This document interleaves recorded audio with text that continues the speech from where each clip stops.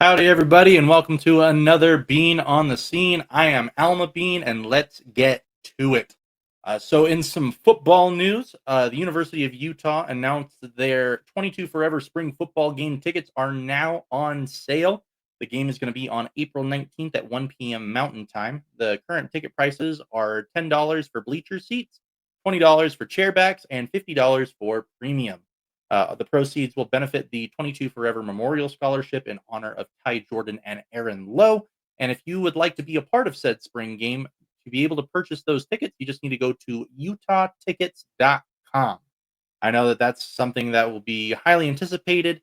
One thing that I am really looking forward to is seeing the growth of Isaac Wilson and being able to see Luke Batari take on a grad role with the coaching staff. So that'll be really cool seeing what goes on there and seeing all of the offensive changes that Utah has gone through during this past offseason. I would really like to see how much the team has picked up in the last few months that they have been together. But let's talk about a college sport that's going on right now, and we are right in the middle of the heat of it. It is the college men's basketball for BYU. They've made their way up into the top 25 at 25. And now that the Cougars are trying to keep their March hopes alive, they started off with a quick road trip to Arizona State. The Sun Devils, they didn't look like they were going to be too difficult as they are 4-12 in conference record going into the game. And that record should have told you enough. BYU did not look back on this one. Even with Jaeger Demon, who was having a bad shooting night, he was 1 for 6 from the field. He was able to find a quick solution, which ended up transitioning into 10 assists in that game. Richie Saunders and Trevin Nell, they were able to benefit from Demon's guard play, as Saunders was able to shoot 10 for 19 from the field, 6 of 11 from the perimeter, and Nell was able to shoot 6 for 7 from the field and 5 of 6 from the perimeter. Uh, Even with Arizona State matching BYU point for point in the second half, BYU was able to pull away with the 91-81 win. Now, after that game, the Cougars went back home to take on the West Virginia Mountaineers. The first half, it looked rough for both teams. BYU, they went 7 for 20 from the field, with all 7 of their field goals coming from within the paint.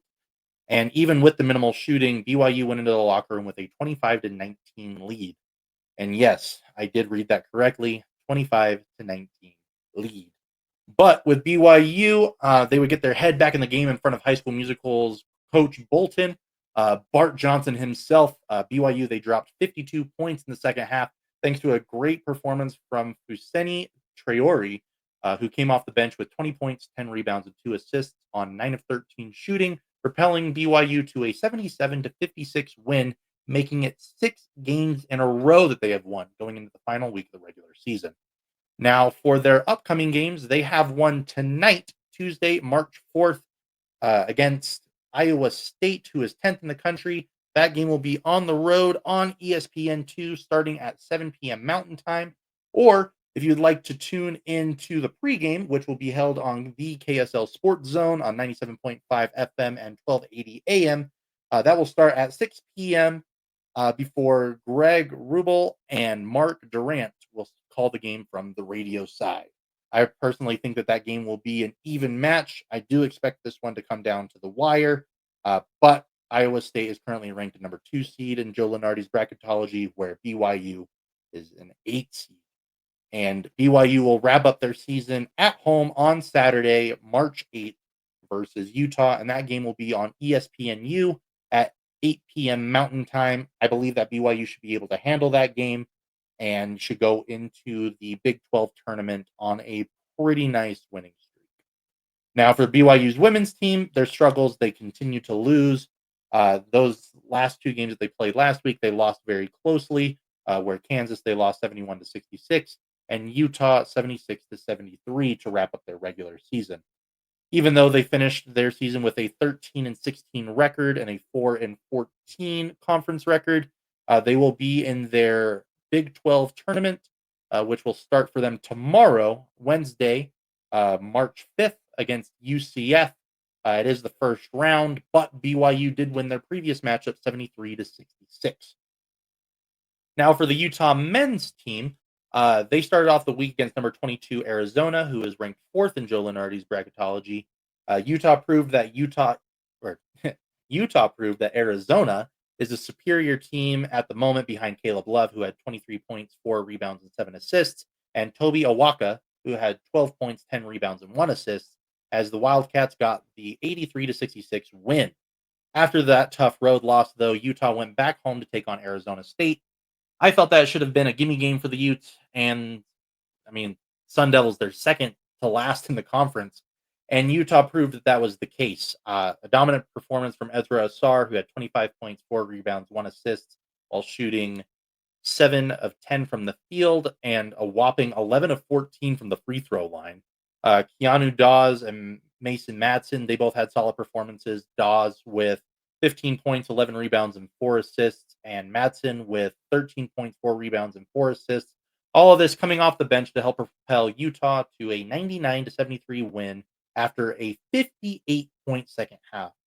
Now, for their upcoming games, they do have one tonight uh, on Tuesday, March 4th, at home versus West Virginia. I believe it should be an even competition, but I do anticipate this one to be a back and forth battle.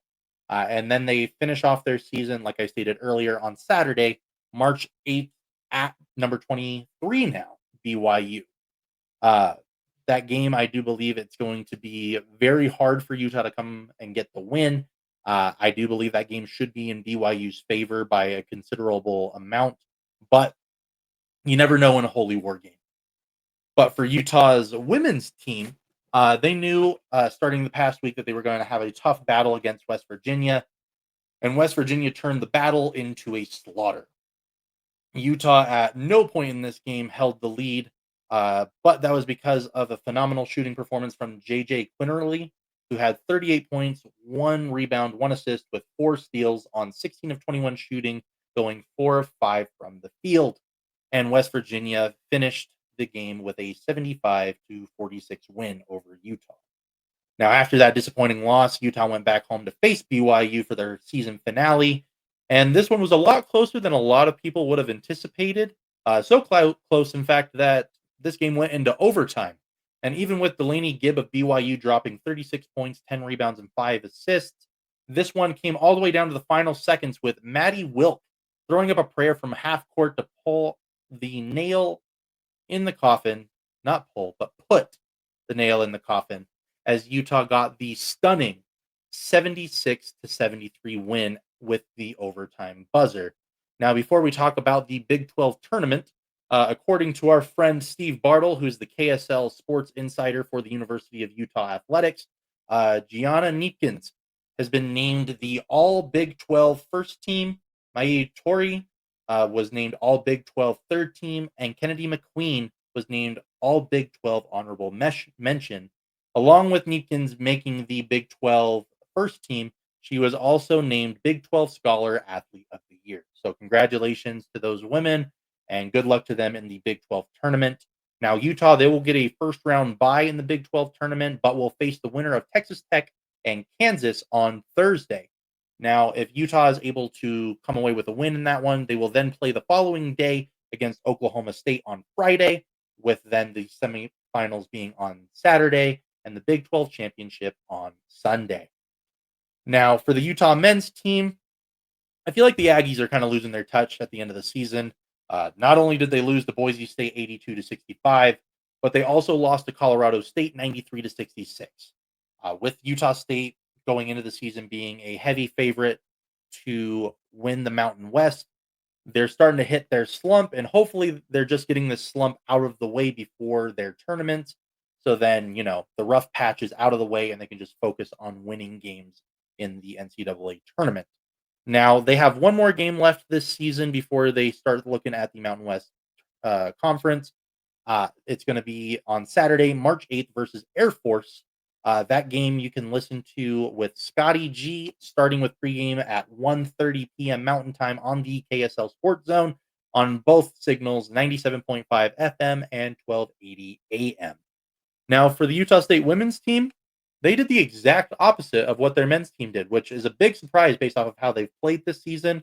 But they got back-to-back wins. And at this point of the season, it really doesn't matter what they've done because now they're finishing their season with a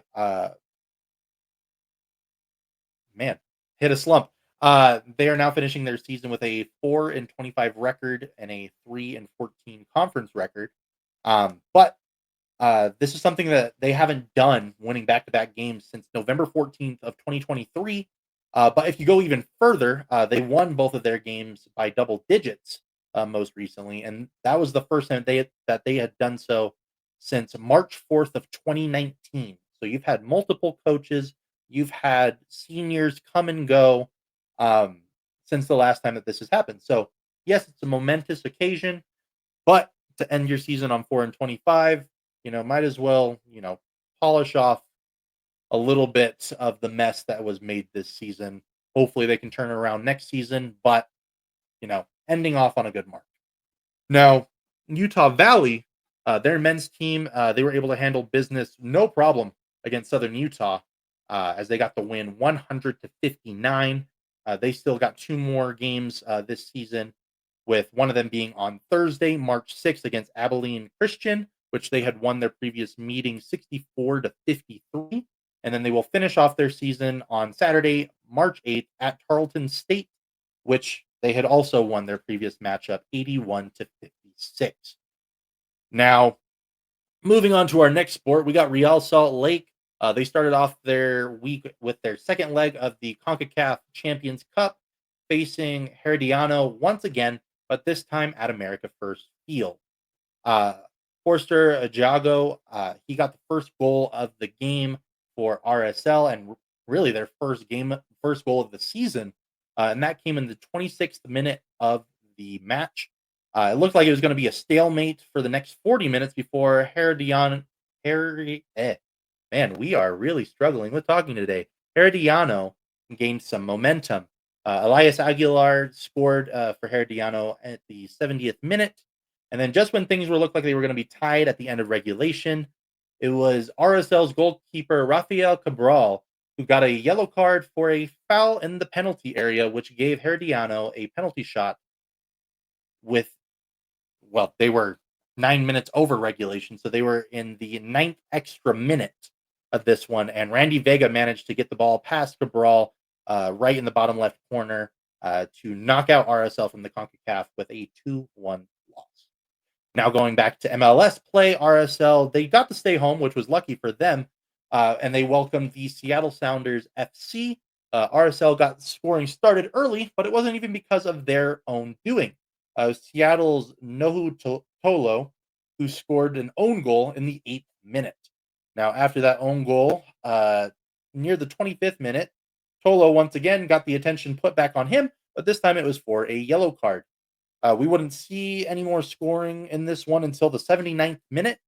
And who else would it be except for Jago, who got his first MLS goal to cap off a 2-0 win over Seattle. Now, for their upcoming games, they just got one this week, which will be on Saturday, March 8th versus San Diego FC, which, if that name's not familiar for you, they are an expansion team, so it'll be the first time that Real Salt Lake will be facing this squad. But that game will start at 7:30 p.m. Mountain Time. Or if you would like to tune in to what I do for work, you can join me along with Jake Hatch, Spencer Warren, and Lauren Beck for the pregame, starting at 6:30 p.m. Mountain Time on the KSL Sports Zone on both signals at 97.5 FM and 1280 AM, before David James and Jay Nolly will call the game, again, starting at 7:30 p.m. Mountain Time. Now, moving on to the Utah Jazz, starting before the All-Star break, the Jazz had started a 9-game homestand that would come to an end this week. Now, for their first game this week, it came against Sacramento, where Keegan Murray and Zach LaVine had themselves a night where LaVine had 22 points, 8 rebounds, and 3 assists, while shooting 9 of 18 from the field and 4 of 8 from the perimeter, while Murray had 26 points, 6 rebounds, and 2 assists, while shooting 9 of 16 from the field and 5 of 10 from the perimeter. Even Jonas Valanciunas was able to shoot pretty impressively, 6 of 7 from the field, while bullying Kyle Filipowski, going up a starting caliber center, which Filipowski is not used to doing, just mainly sitting around with the bench unit. But speaking of starting centers, Walker Kessler did have an impressive stat line that game, which had only been done by Wilt Chamberlain and Nikola Jokic. Kessler had 25 points, 14 rebounds, and 5 assists while shooting a perfect 10 of 10 from the field. Now, going from a positive aspect to a negative aspect of history, Jordan Clarkson ended up tying the Utah Jazz franchise record for most consecutive misses in a single game with 13 field goals, and he now shares that record with Utah Jazz man Derek Favors. Now, accolades aside, Utah ended up losing that game 118 to 101. Now, their next game, they ended up playing the Minnesota Timberwolves, but their lineup was a little out of whack because they did not have Anthony Edwards, who was serving a 1-game suspension due to racking up 16 technical fouls this season, and then Rudy Gobert, who was out on injury. Now, even with Edwards and Gobert out for this game, Naz Reid and Jaden McDaniels, they stepped up to keep the pace in this game. Reid had 27 points, 11 rebounds, and 5 assists, along with 3 steals and a block, while McDaniels had 20 points, 10 rebounds, and 5 assists, along with 2 steals. This was the first game back for John Collins, and based off of how he played, you would have had no idea that he had a lingering injury with his performance. He had 29 points, 12 rebounds, and 1 assist, shooting 12 of 18 from the field and 3 of 6 from 3. And then the young gun, Isaiah Collier, got back to his old ways, racking up 11 points and a career-high 14 assists.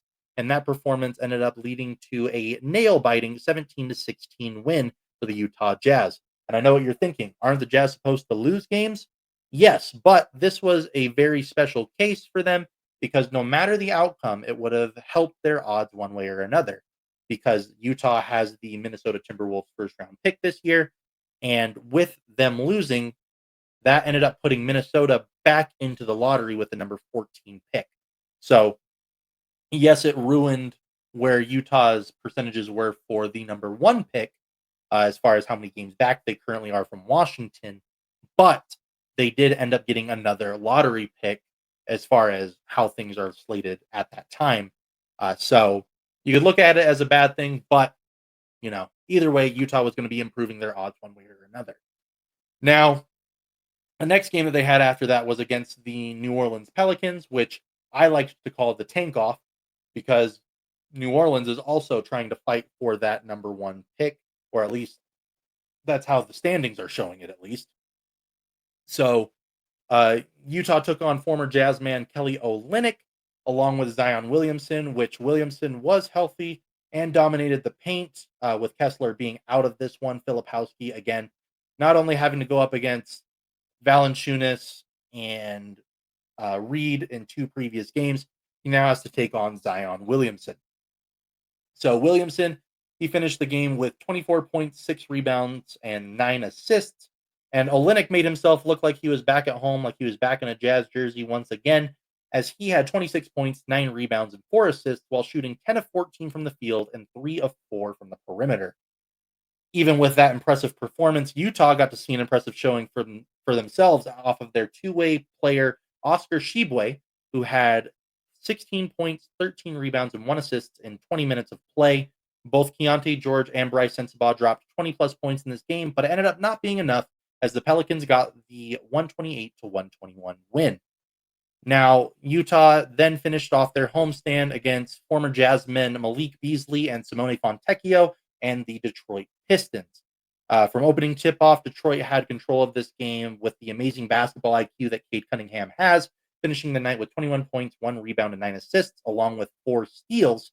And we got to see Oscar Tshiebwe once again. This time it was just for 6 minutes, but even with those 6 minutes, that meant that Tshiebwe had played 3 games in 24 hours, again, to rack up his accolades and his stats. He had 16 points, 13 rebounds with the Jazz the night before. And then he played for the Stars earlier that morning before the Detroit Pistons game, where he had 21 points and 30 rebounds for the Salt Lake City Stars. And then for the Jazz, again, he only played 6 minutes, but he had 1 point and 3 rebounds in that showing. Utah would end up losing that game 134-106, which, again, is another historical landmark, but not for the Jazz. It was for Detroit, as this would be the first time they had won 10 of 11 games since the 2007-2008 season. So it's showing you that you can really make a turnaround on a program if you do lose time and time again, but you have to hope that your fans are strong enough to put up with that. But a player that has been making this season a little bit easier to watch has been Isaiah Collier, which just before the recording of this podcast on Tuesday, March 4th, the NBA announced that Isaiah Collier won Rookie of the Month for the Western Conference. And I mean, based off of how he's played, who else are you going to give it to? Like, he's just been playing absolutely perfect, even though he's been racking up turnovers. It hasn't been due to poor decision making. Sometimes it's just been his brain working so fast and finding these holes in the passing lanes to get it to his players that sometimes his players aren't expecting Collier to make these tight passes, and it just ends up leading to a turnover. So he's been playing great. I'm really excited to see how he finishes off this season and what the Jazz has in store for him going forward for his future. Now, for Utah's upcoming games, they now start a 5-game road trip starting tomorrow on March 5th at Washington, which again, that should be another tank off. Then they will go on the road to face Toronto on Friday, March 7th, which again, tank off.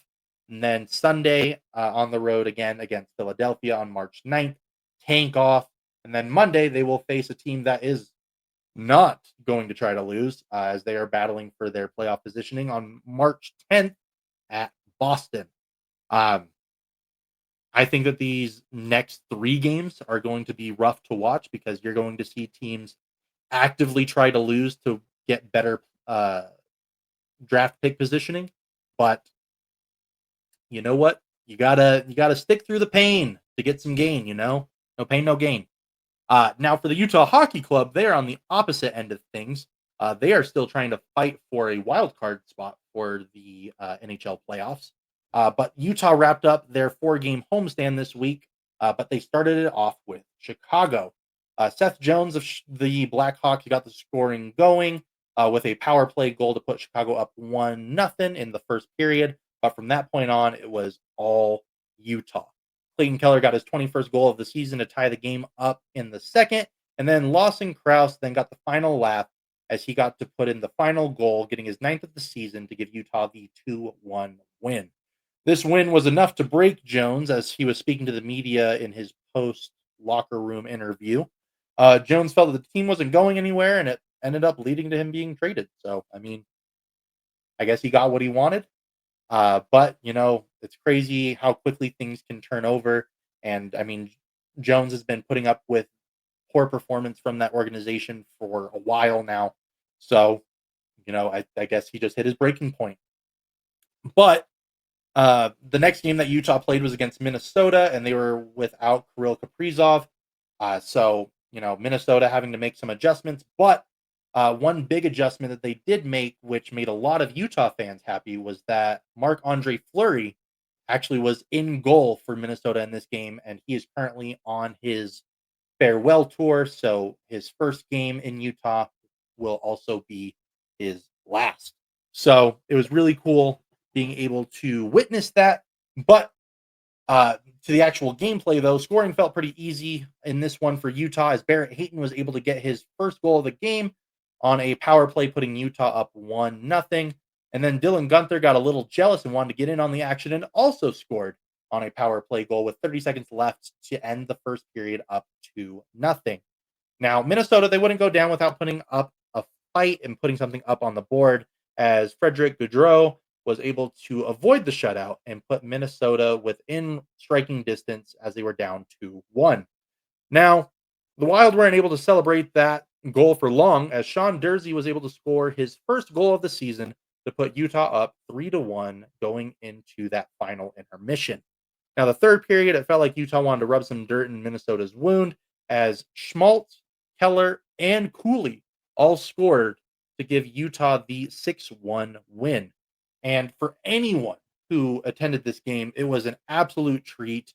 Not only did they get to see Clayton Keller get a career high and franchise record 5-point game where he had 1 goal and 4 assists, but being able to see Marc-Andre Fleury, as I mentioned earlier, Jack McBain giving us a true hockey fight, even though we love the scruffs that Liam O'Brien gives us.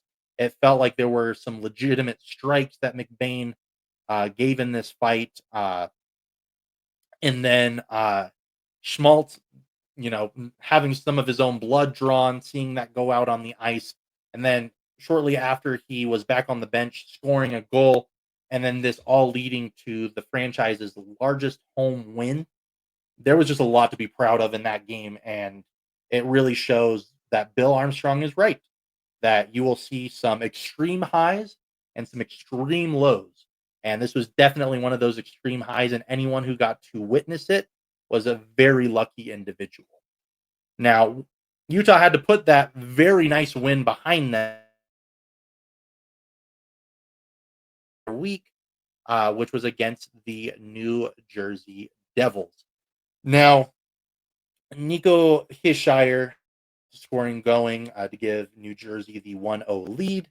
But Mikhail Sergachev in the second period, he came back with vengeance with a very nasty shot to be able to tie things up 1-1.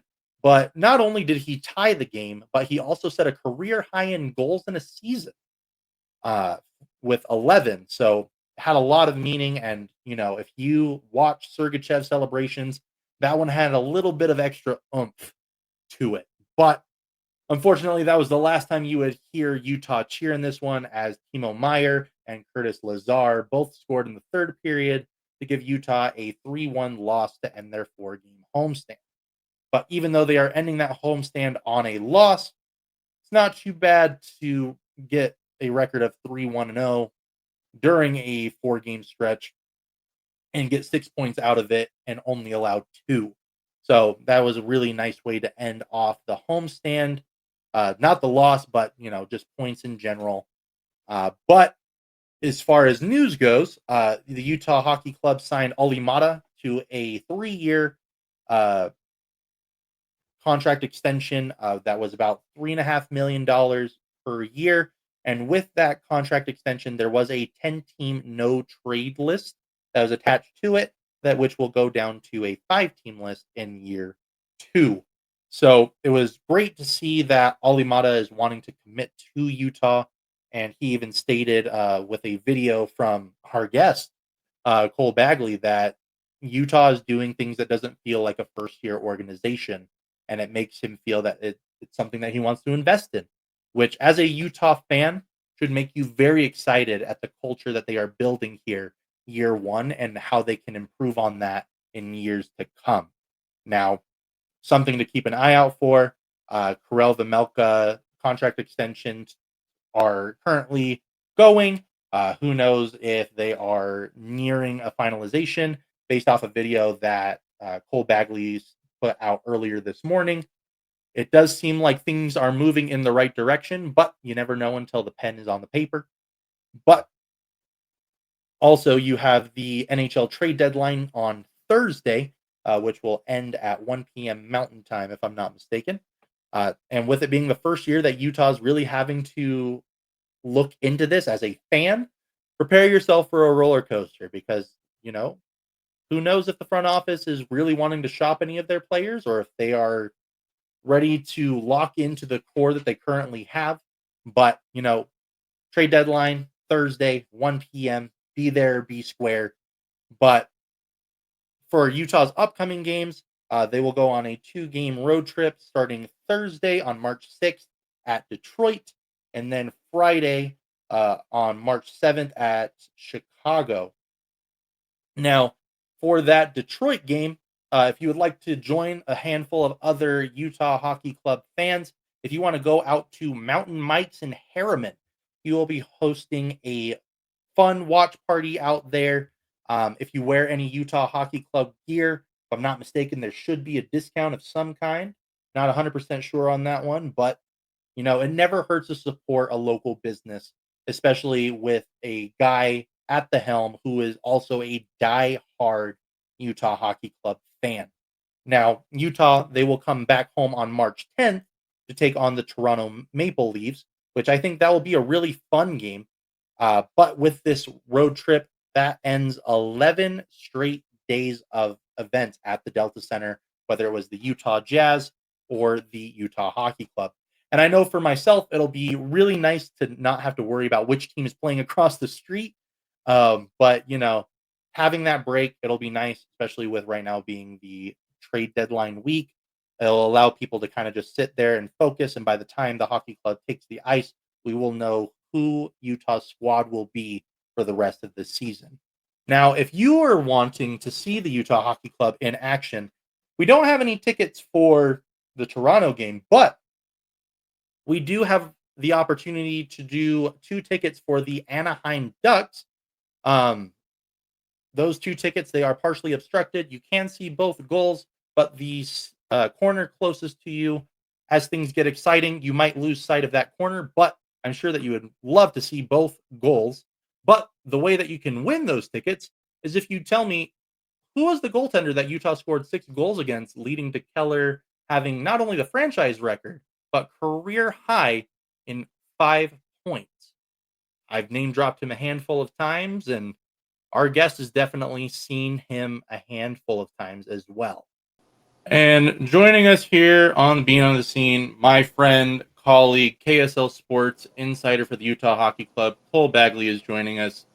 Thank you for joining. How you doing today, Cole? It's a day where there's no games. That must be somewhat easy. You would think doing well, but it's always a busy day in the National Hockey League, especially during this stretch. Approaching the deadline. With obviously Utah has yet to make any trades, but it doesn't mean that there's not things to be done in terms of contract extensions. Utah obviously recently signed Oli Mata to a 3-year extension, and they're in the process of looking at a few others. So, like I said, just another busy day, but a busy day in the NHL is a great day. So, just continuing to plug away.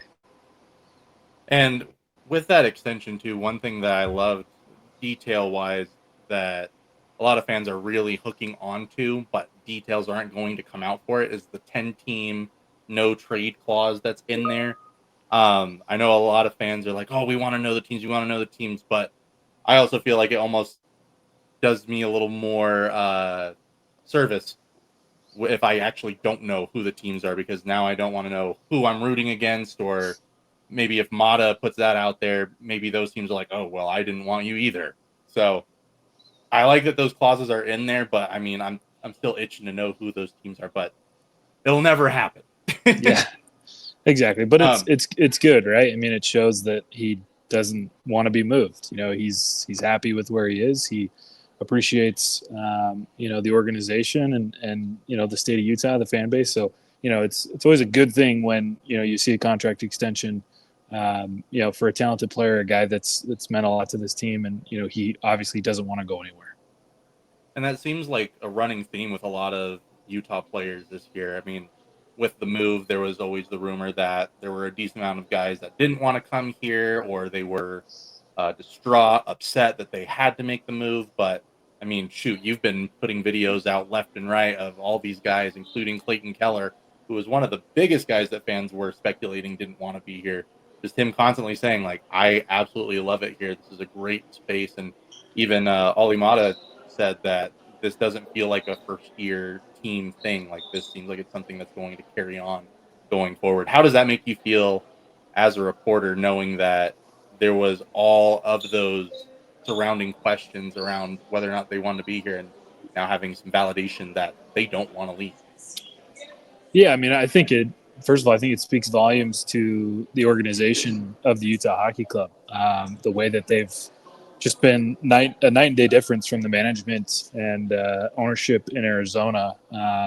Ryan Smith, wants to create a positive environment. He wants to create a place where NHL players want to come. I think he wants to flip the script on, what the Utah Jazz have kind of been known for during almost their entire existence, right? That Salt Lake and Utah are not a flashy market for free agents, but the NHL is very different. The NHL players aren't necessarily concerned about nightlife. What they appreciate, I think, more so is a competent and confident front office, world class facilities, and a great place to play hockey in front of a passionate and loving fan base. And Utah checks all of those boxes. So Yeah, it's great to hear that from the players. It definitely makes my job a little bit easier. It makes my job more enjoyable to know that the guys are having a good time and that they want to play here. And we'll see how it impacts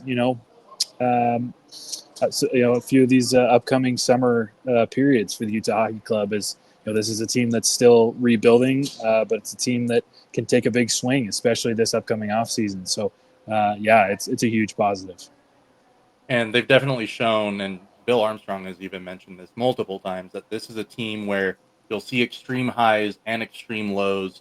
So a lot of fans, they're getting invested in those extreme highs, but then wondering how are they having these extreme lows. So it's really cool seeing this team have those type of transitions, especially with their most recent win over Minnesota. It was great being in that arena and the energy there. A lot of the fans didn't know how to celebrate so frequently because that's just something they aren't used to doing with previous teams that have been in that arena. And I mean, even with the hockey club, yes, they've experienced wins, but nothing to that extent against the Wild and having Marc Andre Fleury in the building. Like there were just so many different emotions that went on there. How would you describe that environment, especially being there for every single game? How does that game against Minnesota set itself apart from previous games that have been at the Delta Center? Yeah, I mean Utah is just continuing to show that the NHL belongs in Utah, in Salt Lake City, and Delta Center.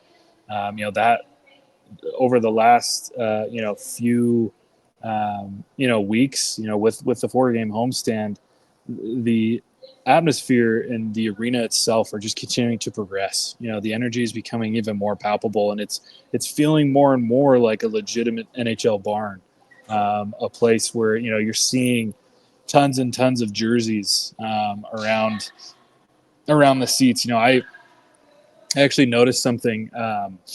I got to Delta Center. I think it was the game against Minnesota.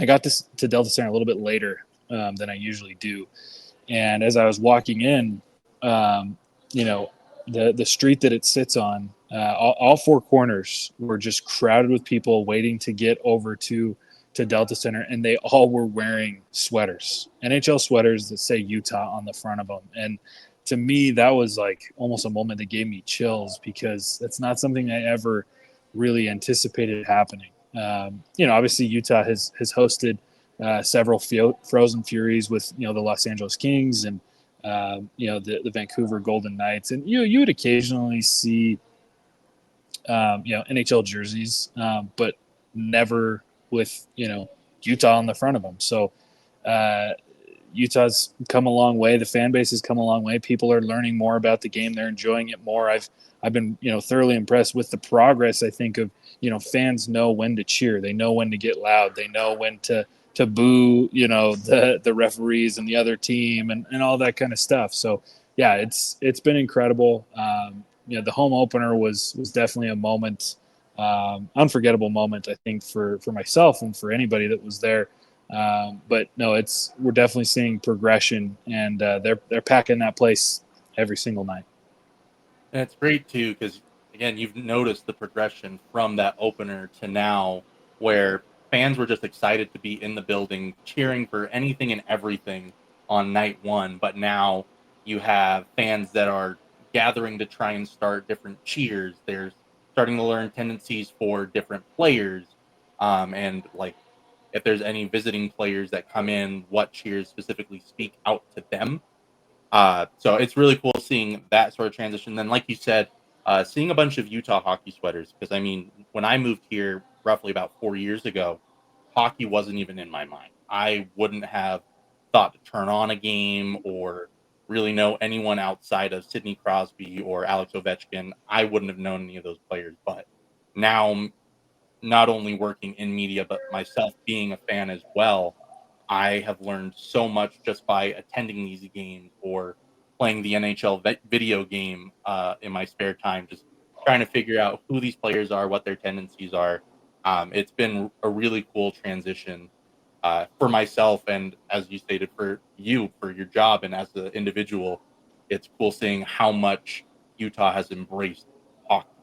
But enough about the job side of things. I want to talk about you. Um, so I want to know what made you become a sports fan. Was it the way that something was played, or maybe you playing a sport? Like what was it that got you into the world of sports? That's a good question. I don't really know where it all started, but ever since I was a little kid, like sports have just always been a part of my life. I started playing soccer when I was like 3 or 4 years old. I started playing ice hockey when I was 6. Shortly after the 2002 Winter Olympics were here, my dad took me to a preliminary round game between the United States and Russia. And after the first period, I stood up and I said, "Dad, this is a game that I want to play." I think my dad had a pretty big influence on my love of sports.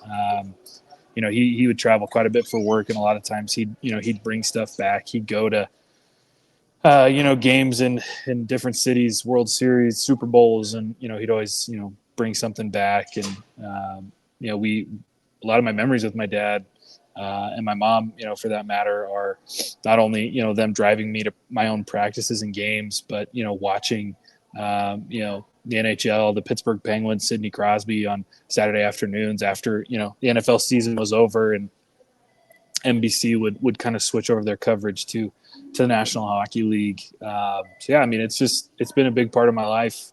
Most of my wardrobe growing up were Utah Jazz jerseys or soccer jerseys, Pittsburgh Penguin jerseys, that kind of stuff. And I still occasionally like to rep the sports teams. I'm a big Utah guy. I grew up loving the Jazz. I'm a University of Utah alumni, so the Utes are very dear to my heart. So just sports have always been kind of part of my identity.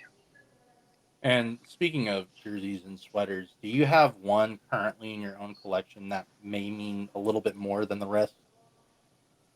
Like, of all of my jerseys, Of all of them, whether it's hockey, soccer, basketball, is there one that stands out to you more than the rest? that is another really good question. Because Probably. Go like ahead. I'll say for me, I have, unfortunately, I don't want to brag about this, about 100 jerseys, sweaters, what have you, whether it's NFL, NHL, NBA. But the one that I have two really that stand out to me, it's my very first jersey I've ever been given, which was an Orlando Magic Rashard Lewis jersey. Hmm. Still have it. The numbers is all cracked up. It's in very rough shape, but like that was one of the first ones I ever had. But then the other one was a gift from my mother from when I first moved out here to Utah. She paid for a custom jersey from the Utah Jazz that had my birth year on it with 97, had my last name on there, and it's the yellow Utah Jazz, not highlighter yellow, but Hmm. previous regime yellow. Yeah, like the gold So one.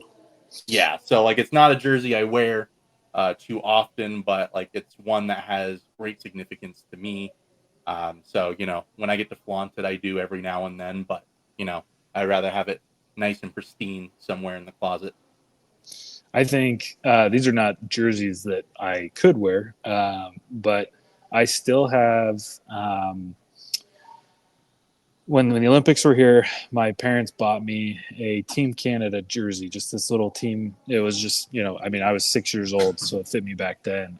So I have a Team Canada jersey. I also have a USA jersey from the Olympics as well. And then for I want to say my 13th or 14th birthday, my parents actually surprised me with a trip to New York City, where I was able to go and watch Sidney Crosby and the Pittsburgh Penguins play the New York Rangers.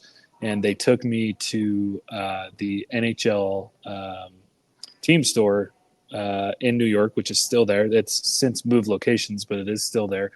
And I got to pick out a baby blue Winter Classic Sidney Crosby jersey that I still have. Like I said, none of those jerseys fit me anymore, but they're still in my collection, and maybe there's some, my sister actually occasionally wears the Crosby jersey because it fits her. But for the other ones, those are probably sweaters that my two boys will end up wearing someday, and just passing it on, and there's just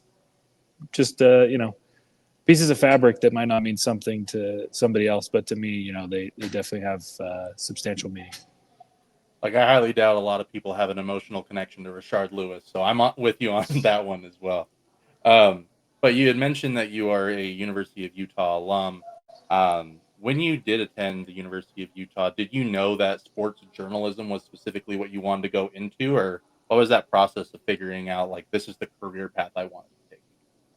Yeah. So, um, for starters, no, I didn't really think or know that sports journalism was the path that I was going to take. But what I did know was communications was going to be my degree, my emphasis, and sports was the goal. I didn't know really how that would develop. I didn't know how that would, how that would turn out. But those were kind of the two things that I had in mind.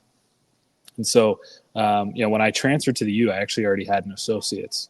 And so I had 2 years remaining, and I went to orientation for transfer students, and there actually was the student newspaper had just a little desk set up, and all the clubs and organizations or whatnot were trying to talk to the students to get them involved. And I walked past the student newspaper desk, and I was actually wearing a Utah Jazz jacket, and they're like, "Oh, well, do you like sports?" And I was like, "Oh, well, what gave it away?" And they're like, "Oh, well, what's your degree?" I said, "It's communications." And they responded and said, "Well, can you write?" I said, "I think so." And they said, "Well, do you like money?" I said, "Well, yes, I like money. I like sports. Where are you going with this?" And they said, "Well, we're the student newspaper. We're specifically the sports desk.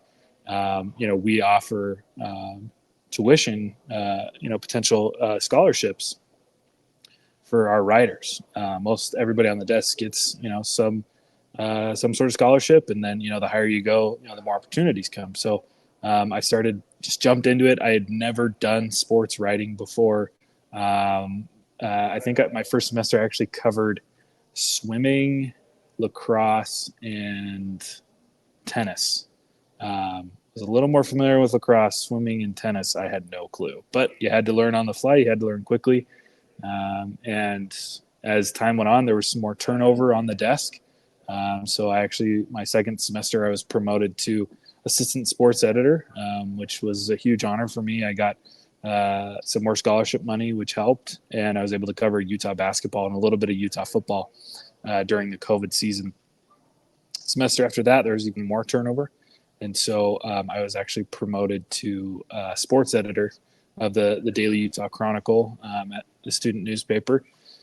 And I got to cover the University of Utah's first ever Pac-12 championship, the Rose Bowl. And as time kind of went on, I just kind of felt, well, I'm at least adequate at this. I've been promoted a few times. I've covered some big events, and so I just kind of started to build from that. I took it as kind of, hey, I took it and ran with it. I think is the best way to put it. Over the course of my time at the University of Utah, I did 8 internships. Most of those included working for various publications, both local and national, and just developed a skill to cover sports, whether that was the NBA, college athletics, high school athletics, the NHL when the Frozen Fury was here a few years ago. So that's kind of how the process went for me. It was very much one door opened, and I just kept on going through the rest of them that continue to open, and just very, very blessed and feel fortunate to be in the position that I'm in today. And as you stated with the internship, like, you slowly grew and felt adequate enough for what you were doing based off of the promotions you were receiving. But after the 2 years that you were working within that position, you and I had talked off the record saying, like, oh, my first full time gig was at Townlip.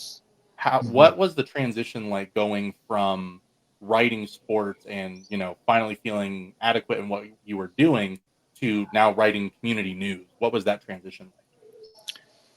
Yeah, I mean, I think like any recent college graduate, when you're offered a job opportunity, you kind of jump on it. So I had been I'd actually only graduated like 2 weeks, and I saw a job posting for Town Lift, which is just a small publication in Park City that covers all things Park City. They occasionally, branch out and cover, Utah news if it's big enough. Just saw the opportunity, decided to do it, and again, it was just another one of those doors that opened. And a piece of advice that I actually received from Craig Bolerjack, the voice of the Utah Jazz, was, hey, whenever a door opens, just jump through it. Doors don't open overly often in this industry, so when you're provided an opportunity, take it, run with it, and see what you can accomplish. So, I actually joined as technically still like their sports writer, so I did cover local Park City sports, whether it was their football, high school football, high school hockey, a couple of some other winter sports. The last Winter Olympics were going on, so I did not travel. I covered them remotely, but I covered a lot of the big Winter Olympic events, and then I as well covered NCAA skiing, which primarily was revolved around the University of Utah. So there still was some sports, but there was definitely other stuff. And covering community news in Park City, I did a lot of police reports. I did, just kind of updates on the community, whether it was, new developments, local stories, local achievements, that kind of stuff. And it was definitely a bit of a struggle for me. In certain aspects, I'll tell you, I do not ever want to write a police report again in my entire life. The things that I had to look over and learn and just see how crazy people can be was not a lot of fun for me. I'm a sports guy. I like to, to be a part of the sports world where every other aspect of life doesn't matter except for what's going on the football field or the ice rink or the court, whatever it is. So it was a tough transition, and ultimately I reached the point where I thought journalism is something that I like, but it's just sports journalism. It's not community journalism, it's not police journalism, it's just that. So ultimately I decided to walk away from it. And I will say, just through what you said through there, I learned something myself. We both have a connection that led to our journalism through Craig Bolerjack. Um, when I was taking a course from Bill Riley, his first semester ever teaching, so that was an interesting thing to learn from him. But he brought in Craig Bolerjack, and I mean, you've seen me in my day to day. I always wear a jersey or a sweater of some kind, and that was the one day I decided not to wear a jersey because I wanted to look professional towards a Utah Jazz representative. And Bill decided to tell Craig, "Hey, he dressed up for you." And I was like, "Thanks, Bill. Appreciate it." But that eventually led to me and Craig having a conversation after class for roughly about 15 minutes. He started picking my brain, asking me what I wanted to do in the industry. And I just told him that I just want to tell stories. I don't care if I'm the one telling it, if I'm the one writing it, or if I'm lucky enough to just be in the room while the research is going on. I just want stories to be told. And one of the biggest stories that I always love to reference is last year, right before the NBA All-Star break, when Golden State had to come back to town to play their rescheduled game due to their assistant coach passing away. Keontae George just popped off that game. I believe he had 9 3-pointers made that game. And nobody's going to talk about Keontae tying that rookie record. They're going to talk about how Klay Thompson was no longer washed. And Steph Curry even greeted Keontae George on the plane to go to Indiana for All-Star break because they both had to go and play the next day, and greeted him as "How's it going, shooter?" So there's multiple stories to every single game, and I feel that I want to cover more of those personal stories rather than just, "Hey, here's the score. This is what happened. On to the next one."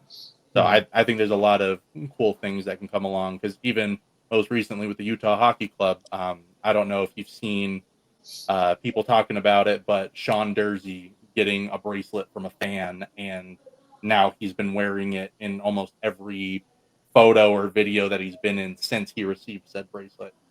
A lot of people don't know the story behind said bracelet, but I know that the two people personally that made the bracelet and gave it to him, and they've been freaking out ever since. And it's been really cool to be able to have an outlet for that story rather than just being Jersey interacted with a fan. He's been playing good. Mhm. But a little more on personal side of things, something that you and I have talked about through DMs is that you and your son have a really fun hobby for you two to bond on. And I was wondering if you could elaborate on what that hobby is. Yeah. So I've got two little boys, and they're obviously very big into sports for starters. They my youngest, one of his first words was actually Utah because of the Utah Hockey Club, and they both got their Utah get ups and their hats and shirts and stuff like that. So sports, first of all, is a big thing for me. But yeah, my 4-year-old and I, we actually do collect Pokemon cards, which has been a lot of fun. When I was a kid, I was really big into Yu-Gi-Oh and Pokemon and stuff like that. And ever since I've had boys, I think you're always kind of looking for things to bond over and to spend time with them. And couple last fall, I actually got one of those apps. It's a Pokemon trading card game app on my phone, and my son and I started playing it, and it was like, well, why don't we collect the actual cards? That's this virtual thing's fun, but let's collect the actual cards. So ever since we've been collecting cards and opening packs, and I've taken him to a card show, and it's just been a lot of fun. I think with little kids, a 4-year-old, sometimes it can be hard to really see eye to eye and connect on things. So, it's something that was a big part of my childhood is now, a big part of his childhood. And it's been a lot of fun to watch the old episodes, and he gets excited. We open a pack and, there's a potential hit in there of, a Charmander or a Bulbasaur or something like that. And, he just gets really excited over it. And then to take him to a card show and, to tell him, hey man, we can spend, 30-40 bucks here, why don't, let's walk around, let's go find some cards that you might be interested in. So yeah, it's well, I'm a big sports guy. Yeah, I nerd out a little bit, and I've got no shame in it. It's been a lot of fun for me and my boys to just bond over. See, like I used to do a lot of Pokemon cards, but once there was a major move in my life, my mom was like, "Nope, we can't take any of these cards with us." So she just gave it to my little cousin, which at the time he was very destructive and tore Oh every man. single card apart. So that hurt me a little bit. But have you thought about moving on to sports cards of any kinds, or is it just we've stuck with Pokemon cards? I want to keep on building on this.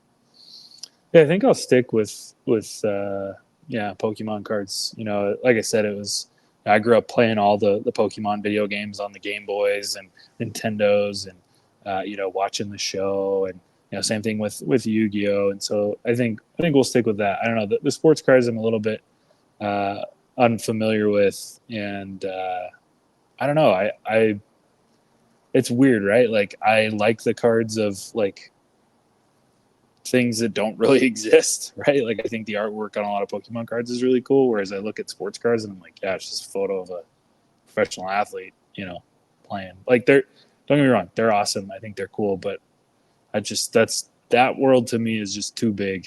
There's too much going on with that one. So I think we'll just stick with the Pokemon cards. See, I feel like I got started on it at such a young age to where like I can't stop now. 'Cause I remember the first time I ever started collecting any sort of card, not like with the intent of collecting it.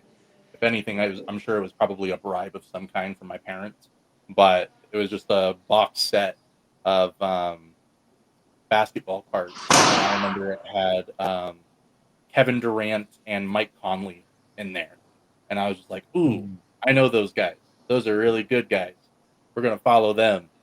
And now it has evolved into me trying to have some sort of restraint to 1 to 2 boxes a year, and hope that I find something, and if I don't, oh well, we add to the collection. But Right. it's also led to me finding like local children's hospitals, and if there's cards I don't want, you can donate them, and they give them out to the kids. So like it's a really cool thing, and they do it for all types of cards, whether it's sports cards, Pokemon, Yu-Gi-Oh. Something that was really big back home in Jacksonville. We go to the Wolfson Children's Hospital, and there weren't very many athletes in Jacksonville to go to the Children's Hospital. You mainly just had the Jaguars and the Jacksonville Jumbo Shrimp, the AAA affiliate out there. So um, even though, as you kind of stated it, it's just a photo of another athlete, just some cardboard. It could have some larger impacts on people than you would think. Um, but kind of wrapping things up though, if you had to look back on your career, uh, dating all the way back to when you first started looking into communications to now, what would you say are your top three moments of being a journalist? Man, you just keep rolling with the good questions. Number one, top three. Number one would probably be the game, Utah Hockey Club game against Pittsburgh back in November. I grew up a big Sidney Crosby fan, and never in my life did I think I'd be, face to face with him, talking to him, shaking his hand. And when Utah played him in Pittsburgh, Utah won that game, but Crosby scored goal number 600, which is a tremendous achievement. And I was able to be in the media scrum for that and ask him, a direct question that he gave a great answer to and write an article. So for me, that's probably number one, just because I was able to beat my childhood hero and he lived up to everything I had ever heard about him. Number two would probably be, the inaugural game here in Salt Lake City. Again, something I never thought I'd be a part of. An NHL game in my hometown, my home state, with a team wearing Utah across their sweater. And not only was I able to be there, but to be a bigger part of it by, writing the stories leading up to that game and getting to know the players, and then, being at the post game and writing a recap of that event was an honor. Third, I'd probably say the University of Utah's first Pac-12 championship. At Allegiant Stadium in Las Vegas. That was probably the big, I was still in college, but, that was kind of my first big moment, being a part of something that was significant, right? Like the first ever Pac-12 football championship for the University of Utah that a lot of teams, a lot of people didn't think they were ever going to be able to reach. But, they did it in incredible fashion. That roster was one of the best rosters I think that Utah's ever had. And so to be there on the field as the confetti's coming down, to interview Coach Witt and, all the players, after that, Britton Covey and Cam Rising was a lot of fun. So I'd say those are probably the top three. And I am hoping to eventually one day get to that point, and we just take the little baby steps to where we can eventually end up being in your shoes. Last thing before we go, is there any like future projects or plans that you currently have together that you could let the fans know about, and where we can find those things? Right now it's just kind of rolling with the Utah Hockey Club's inaugural season. It's been a lot of fun in a lot of different ways to provide different types of coverage, whether it's jumping on podcasts, holding Twitter Spaces, written coverage, radio coverage, just kind of making sure that I'm keeping fans up to date with everything that's going on. So you can find my byline at kslsports.com. You can find me on Twitter at Bagley KSL Sports. You can find me on Instagram at Bagley KSL Sports. I'm on the radio 3 times a week, usually Monday, Thursday, and Friday. Occasionally on KSL 5 News if we're able to do a walk and talk segment with one of the players. Tomorrow, something kind of fun and exciting that we're going to be doing is Hans Olsen, who is one of the radio voices for KSL Sports Zone. We're actually going to put him on the ice for a Utah Grizzlies practice in goalie gear. And so, former NFL guy, former BYU guy who's never played goaltender on the ice is going to be out there. And myself and Jay Stevens are going to be skating out there as well. So I'm going to be able to put some shots on Hands and, potentially Jay as well. So just looking forward to getting out on the ice. I think I've still got it, not to any extreme elite level, but, I can still skate, I can still shoot. So we'll see how that goes. But for the most part, just appreciative of all the support, of all the viewership. My hope is to bring as much attention and coverage to the NHL and the Utah Hockey Club, to all the fans out there. That's a lot of the times what helps me to continue to come up with ideas and push myself to be better is to bring this team as close to the fans as possible. Awesome. Well, Cole, I thank you for taking your time out of your very, very busy day and week to join me here on Being on the Scene. And again, thank you so much for joining us today. Yeah, anytime. Appreciate it. All right, guys. Well, that's another Being on the Scene, and you guys enjoy the rest of your day.